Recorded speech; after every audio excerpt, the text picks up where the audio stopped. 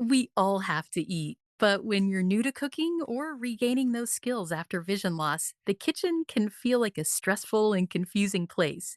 In this episode, Debra Erickson, founder of The Blind Kitchen, joins us to share her story along with tips on keeping cooking safe and enjoyable. I'm Ricky Yenger, and this is Hadley Presents. Welcome to the show, Debra. Thank you. Thank you for having me, Ricky. I really appreciate it and am a big fan of Hadley's from a long time ago, long before the Blind Kitchen. Wow. Well, it is amazing to have you here. I know that you have participated in our What's Cooking discussion group, and certainly we've had any number of Hadley members call me up and say, "Hey, have you been to this website, The Blind Kitchen? They have all these cool tools." And I really have. I've had people recommend specific things that they've gotten from your website and wanted to make sure that we knew about them. So I am delighted to have the chance to talk with you and just get a little bit about your story. And, cooking is one of those things that should be a lot of fun. We hope that the kitchen is, fun and fellowship and all of that, but it can feel really stressful if you're trying to figure out what's what or where does everything go or how do I stay safe. So that's just some of what we're going to talk about today. So before we kind of jump into talking about any kitchen tools or techniques or anything like that, I want to learn a bit about you. So, can you just give us a quick intro? Tell us a bit about yourself? Sure. So I am blind. I have retinitis pigmentosa, and I'm one of 12 children from Indiana. I have two brothers with it as well. I was the only blind student in culinary school, so I had to learn to solve a lot of problems, and that's how the blind kitchen came to be. When you're in culinary school, it's very busy, 6 hours a day, 5 days a week. It's a lot of time and energy, so when I had to do something like poach, so I'd have to get on the internet, try and find books or podcasts anywhere I could find out how can I do this with vision loss. Then I'd get my answer, and so then I'd do my practical and whatever, and then I'd move on to the next lesson. And so, oh my goodness, how am I going to take the temperature of this food if I can't see the thermometer? And so once COVID hit and I was no longer able to teach cooking at the Oregon Commission for the Blind, that's when I put together the Blind Kitchen, all those little nuggets I'd picked up different pieces and places through my own training and through all the podcasts and things like that. And that's how the Blind Kitchen came to be. I had a lot of time to put it together. No doubt. Well, just talking about culinary school and the things that you have to do kind of makes my head spin. And we'll talk a bit more about that a little later. I am curious. So, you have retinitis pigmentosa. So, it is a progressive vision loss. So, you didn't grow up totally blind, but at some point you did lose enough vision that it was an adjustment, right? You had to start thinking about doing things differently, getting some training, and you went to the Oregon Commission for the Blind to kind of get some of those things under your belt, like figuring out how to get around and figuring out cooking and cleaning. And so, first, I'm curious, were you always a good cook? Was it something you enjoyed? How did you feel about cooking before you had to learn sort of how to do that without vision? I was not a good cook, and I really didn't particularly enjoy it. Like I said, I'm one of 12 kids growing up in Indiana, so my mom mainly distributed food. My Right. but she fed us really well, and I'll always be grateful to her, but I did not learn to cook. My part was peeling 10 pounds of potatoes, setting the table, and then cleaning up afterwards. Right. And so then after I moved out and lived on my own, my way of cooking was packaged cooking. I could follow directions on a box of tuna helper or open a can of sandwiches or macaroni and cheese. And that's how I fed my family. Now, my youngest son is now 6'5", so obviously I fed him enough to let him You get did that something tall. right. But I was not a particularly good cook. And so I have taught adults in the past. That's what I did professionally. But I didn't want to go back to teaching what I had taught before, which was professional writing and mediation, because I'd have to do it differently. And I felt like I'd be really frustrating. So I was in cooking class and I was like, this is fun. I'm enjoying this. I could teach cooking. And then I realized I don't know how to cook. I could do a little bit here. How the heck am I gonna teach it? So that's where the idea for culinary school came in. There are schools that teach you how to cook, and I decided to go. I don't know what I was thinking, but I made it through. I actually loved it. It was physically demanding and a lot of memorization and things like that, but it was so worth it, and the chef instructors were absolutely fantastic. I think that's incredible going from, I should figure out a couple things in the kitchen. And many of us would have said, I'll just get those stove safety basics and go back to hamburger helper, right? But you said, nah, I'm going to take it a little further. Was there anything initially, even before you went to culinary school, and you're in the kitchen, you're learning to do this after you've lost some vision, was there anything that kind of made your heart beat a little faster as you're learning to do that for the first time when you're not looking at what you're doing? Moment stands out very clearly for me. So Shar was my cooking instructor, and she's in the Midwest. She is absolutely an icon. She's now my dear friend. But we were in the kitchen. I was under sleep shade, so I couldn't see a thing, no light, nothing. And we were making something called Dutch Baby, which is a terrible name for something you're going to eat, just for the record. Right. But what you do is you put butter in a pan and then you put it in a very hot oven, like 425, until the tablespoon of butter melts. And then you pull it out, and then you're supposed to pour in the batter that you've already made, and it goes in the pan, and then it comes up and it forms a piece of art basically that you can then sprinkle lemon and powdered sugar on. But I was standing at the oven with her, and she's like, "Okay, now." She had taught me how to open the oven safely, pull out the rack, grab the thing, and she's like, "Okay, pull it out." And I was paralyzed. The heat was so hot, and I could Mhm. hear the pan sizzling. Oh, yeah. I just said I said, "Shar, you need to give me a minute here. I've got to think about this." And she is the best teacher. She's like, "Okay, okay," because normally I can kind of fake my confidence through even when I'm not feeling that confident, but I Mhm. I couldn't.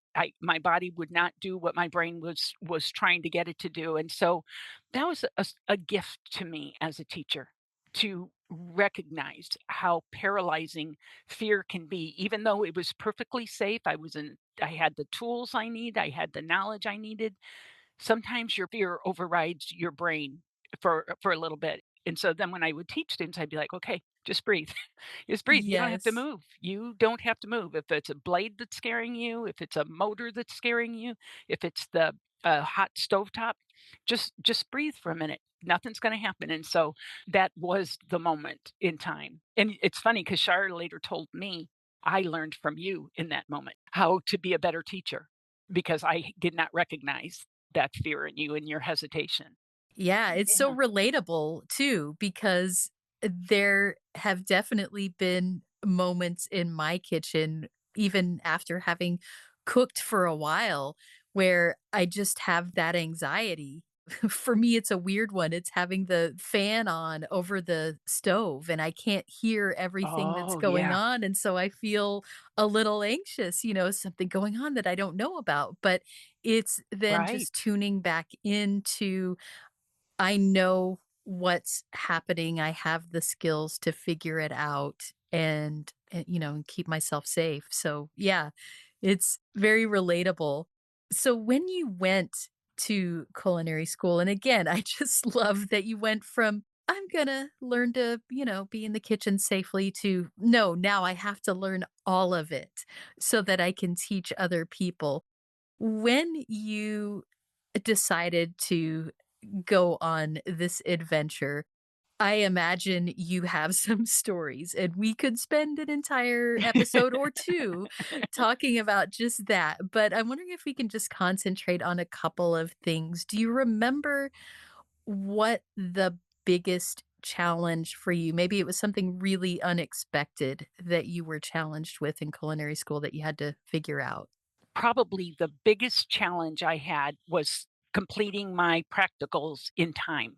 So it's just like the cooking shows, everybody's running around like crazy, and but so that was my biggest challenge, and I lost points for it because if you come into my restaurant and you order a steak and sautéed cream of spinach or something like that, and 45 minutes, an hour goes by, and you flag down your waiter and say, "Hey, "Where's my food?" And she, "Oh, Deborah's the chef, and she's blind, so she's a little slow." You don't Yeah. wanna hear that. So they had to hold me accountable, but they just say out loud to everybody, because I never was the only one that didn't finish on time. They would say, "If you can't finish on time, finish strong." And so that's what I focused on, make sure it was seasoned well, make sure it was presented well, and there are tricks to do that too, to make sure that they're getting an attractive dish even if I can't see it. But the one story I have was the first couple weeks of culinary school, we learned all about eggs, poaching, scrambling, making omelets, things like that, and I had a sighted guide for about 2 months. So she told me that he was flipping an egg in a pan, and basically so you've got a frying pan, you've got your egg in it, and you're gonna flip the egg without a spatula. You're gonna flip it halfway up in the air, and it's come down and land in the pan, right? Well, about half the time. So I thought we had to do it that way because that's the way my sighted guide described it to me. So Right. when I got home, my husband thought I was nuts. I put a piece of toast in the toaster. And first, I was just flipping toast. Then I bought about 3 dozen eggs, and I had a work tray next to my stove, so I'd fry the egg on the stove. When it came time to flip it, I didn't flip it over the stove, I moved it over the work tray and then flipped it. And before the end of the week, before the practical, I was about 50-50. So then I was in school, and I started with that one because it was the highest anxiety for me. And so I like, "Chef, I'm ready." And he's like, "What?" He had no idea what I was talking about. I thought they had to witness us doing that. Well, I was the Oh. only one, nobody told me that everybody else was using spatulas, that we didn't have to do that. So he called the whole class over to watch. "Hey, come over here, let's see Deborah do this." And I was like praying to the egg gods, "Please let this work." And I flipped it and it came down in the pan and the yolk didn't Yay. break. I felt like I won an Olympic medal. It was so it was a funny time, but that's one of the things where vision loss can definitely change your interpretation of things. Absolutely. So, on a slightly more serious note, and we kind of touched on this earlier, just talking about fear. Fear is definitely a thing that can happen in the kitchen. And sometimes we have conversations at Hadley. In fact, a lot. We have these conversations where people will be looking for some advice because either a family member or a friend is saying, "No, you shouldn't be in the kitchen. It's not safe. I don't want you doing that." Or the person themselves is feeling, "I'm not safe. I don't want to do this. What if something goes wrong?" But I think there's room for a little healthy fear, right? You should respect that a knife is sharp, but there's also that fear that can hold us back and actually act as a barrier to getting some things accomplished. So, do you have any thoughts on just how do you navigate that whole thing and make the fear work for you and then kind of work through that fear that isn't serving you well? Well, I'm one, and it's always been in my nature, is to take it head on. So, like when I was standing in front of that hot oven and expected to perform that task, I just had to stop and let my brain take over and say, "You're safe." And if you aren't afraid and there's a sharp knife around you and you don't know where it's at, or there's a hot bubbling pan of oil on the stove and you're not afraid, you're going to get taken out of the gene pool pretty quick because that's what keeps Mhm. us alive without a doubt. But when it paralyzes you and you can't figure a way past it, that's when it becomes detrimental to your independence and your freedom. The fears we've talked about of cutting yourself, the fear of burning yourself, those are real. But there's other fears too, like fears of embarrassing yourself. Am I going to look Mhm. messy? Am I going to look dirty and disorganized and knocking things over? Other people can see me. So that's a real fear. And you have to have a strategy to get around it if you can't see it, or tools, whichever. Some are both and some are one or the other. The other fear is, if I give you a plate of food, is it going to look attractive? You can see it. I can't. So I want to have some strategies in place so that I won't have to deal with the fear of being embarrassed. I can be confident that I'm giving you an attractive dish. But the other fear, making people sick because you don't cook the food right, like you don't kick Mhm. the chicken enough or whatever, and a talking thermometer can take care of that for you. And most of us, let's face it, if we're afraid of making our family sick, we're going to overcook it. Yes. It's better to overcook than undercook. But that's not what we want to do either. We really want to produce a lovely dish that's easy to chew. This isn't beef jerky, this is a steak. But the other fear that I've come to start to add to this is other people's fear of us being in the kitchen. And it comes from a good place. I don't want to get burnt. I don't want to get them cut. And the kitchen is full of stuff that can hurt them. So families also have to get past their own fears and help that person to build that confidence and that success by making sure they have the right tools or the right strategies. So fear is a real thing. And it sounds like every fear that you've mentioned really all comes down to one thing. They all reference it in different ways, but it's all about fear of the unknown. So if you don't have a strategy or you don't know about certain ways to keep yourself safe in the kitchen, then certainly you're going to be afraid. But once you have some knowledge or a strategy, as you say, then you have a way to move forward. It's no longer about the emotion. You have some tools in place or a strategy in place. And then it's about, okay, whatever else I'm still feeling, I can confront that knowing that it's a feeling, it's not necessarily reality.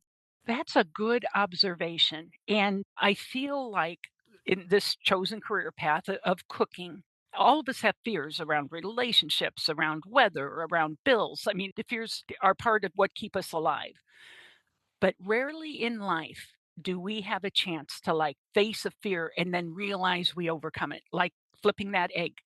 In real time, I can note my fear and then I can overcome it and I can be proud of myself for it. I can say, "Look, I went from here to here. I could see progress."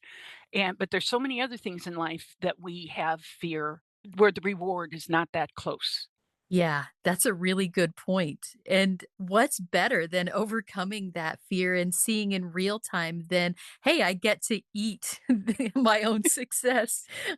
That's a It's good point. so there is a lot to think about in the kitchen. You got to figure out what each ingredient is. You have to figure out how to measure those ingredients. You got to think about cleanup. So, all these different things. And I think there are tools and techniques for a lot of these different things. And so, again, we could spend a whole episode just talking about tools and techniques in the kitchen. But since we don't have quite that much time, we'll focus on just a couple of different things. I'm wondering first, those tools that keep you safe in the kitchen, do you have some thoughts on tools that everyone should have in their kitchen for safety? A cut glove would be one. That's a relatively thin glove that you wear on the hand holding the food, and you can literally run a knife back and forth on the palm of that. You'll feel the pressure and you'll feel the movement, but it won't cut through. Heat gloves. So most of us grew up using bulky quilted rectangles or circles or whatever. Mhm. The heat gloves that are found in the blind kitchen and other places as well. Some people might know them as of gloves, but those are much more expensive. But they have 4 fingers and a thumb. So you've got the flexibility of your fingertips and they're thick, but not as thick as the quilted ones, but they have designs on them made of silicone. So the silicone makes it non-skid as well. So not only are you getting heat protection, you're also going to be able to trust that you have a more secure grip on it. So those are 2 of the tools for cutting and for heat. The work trays, they're just cafeteria trays. I would encourage anyone to get those because if you accidentally do spill something, I do not work without a work tray. So if I do accidentally knock something over, it's going to contain the spill within the confines of that tray for most of them. And you may even be able to salvage the spillage by using a funnel to get it back in the box or the bottle because it's trapped in a predictable place. We have a cutting and chopping collection where nobody needs everything in the blind kitchen, but that contains 15 tools that all have to do with cutting and chopping and to keep your hands from getting cut. Yeah, and I think that's so important, protecting yourself from something sharp or something hot. The first couple of things people think about. Sure. The work tray is one of my favorite tips. I tend to be a messy cook, and nothing has saved me more time than learning to measure over a work tray. You know, it's all contained. I don't end up with flour on the ceiling or whatever. So, It's um, true. if we can talk about one other kind of tool. So now that we're safe in the kitchen, presentation is such a big thing. You know, if you're giving food to someone else, you want to feel proud about not only how it tastes, but how it looks. And did I just give you 3 times as much as is on my plate or what have you? Do you have tools or techniques for plating, for portioning? Yeah, so this is something I also learned in culinary school because if you're running a restaurant, if you're giving somebody 3 times as much as one person, let's just take rice. So I'm giving Mhm. you 3 times as much rice as I'm giving your buddy's gonna be mad and probably not come back to the restaurant. They're portion scoops, so they're just like ice cream scoops, and they come in like 42 different sizes. So if I have rice, I can use a 6-ounce portion scoop, or if I wanna give you a cup of rice, an 8-ounce portion scoop, and then level it out so I know exactly how much it is, and then invert that over a plate. I can put it in the center, I can put it to the side. You're gonna have this beautiful dome of rice, and so will your friend because it just got portion scooped out, and then I can sprinkle fresh herbs on it or toasted nuts, and just know that it's going to be very attractively presented because I had the tool to help make that happen. I'm guessing doesn't work as a rule. Some people are better at guessing, I guess, than I am, but I have to have a strategy. Definitely. And it's a simple thing, but very effective just to have something that you are measuring with. So whether it's an ice cream scoop, or I know the Blind Kitchen has some of these portion scoops as well. So, such a great tip for not having to do the guesswork. You don't have to eyeball it anymore, right? It's Right. if you've got this scoopful, then you know everyone is going to have a plate that looks the same. And if I don't want a dome of rice, if I don't want a little rice mountain, Mhm. I still have the amount on the plate and I can smash it down a little bit with the Right, back of the right. scoop. And I've done that before. And I put a poached egg on the top of the mound of rice. And you, as we've said, have a couple of these on your website. We'll have the link to Deborah's site in the show notes. A lot of great stuff there, not just tools, but also tips, techniques, recipes. So it's a great place to go and look around.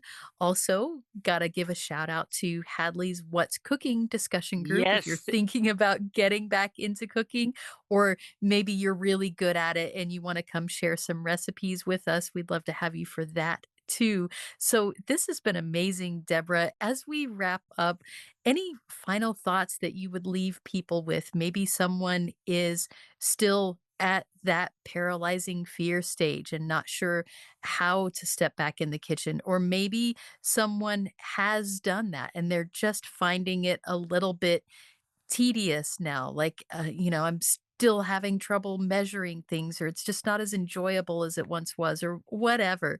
Do you have any tips for these budding new cooks or someone who's returning to it and finding it maybe not so enjoyable?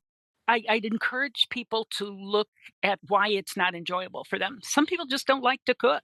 But if you really have that motivation that you would really like to cook and like the outcomes, then there's different sources besides me about how do blind people cook. There's a lot of different things on there.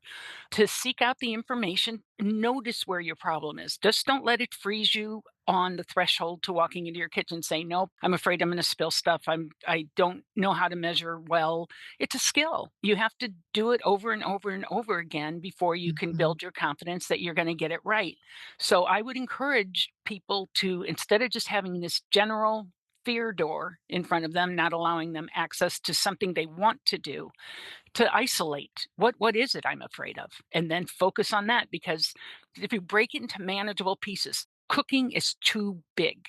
Knives, stoves, all of that in one thought, it's too big. Pick a piece of it and then pat yourself on the back when you get it right, and then pick another piece.